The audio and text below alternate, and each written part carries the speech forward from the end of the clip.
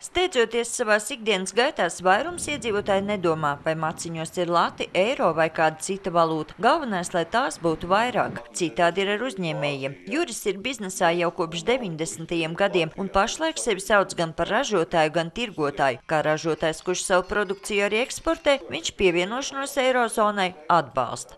Mēs uz konvertāciju zaudējam naudu, un tā nauda arī gala rezultātā ir uz patērētāju pleciem, ne tikai uz mūsu.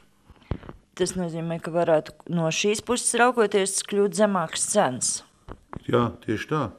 Savukārt kā veikala īpašniekam pierē raucas rūpju grumba, kases aparāti būs jāpārprogrammē un cenu zīmes jānomaina. Darbs ir milzīgs, protams, tam visam priekšā, jo tas ir jāizdara kā nekā tiem pašiem strādniekiem, kas te ir.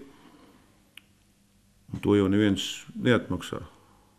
Dēls gan nosmēja, ka viņš esot vairāk eiro skeptiķis, jo negriboties strādāt priekš dienvidzemju fiestu un protestu mīlētājiem, tomēr kā uzņēmējam domas ir pretējs. Ja visā Eiropā būtu ar vienotu valūtu, teiksim tā, un ļoti ērti būtu sadarboties ar sadarbības partneriem. Arī vairums uzrunāto Auces novada iedzīvotāji nav pret eiro ieviešanu. Kā viens no iemesliem tiek minēta ērta ceļošana. Man ļoti patīk pa eiro braukt ar eiro, kur man nav jāmaina katrā valstī naudiņa. Nezinu, es arī nedaudz esmu biznesā un man tur tā labāk, ja būtu visur eiro.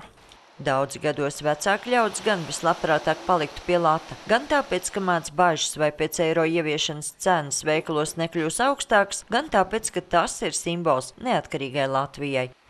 Visu vajag tā pierast, nezinu. Mīļš? Nē, jau nav man laikam atceros, jau 5 kādreiz bija, lai Krievu laikos mētājās mājā.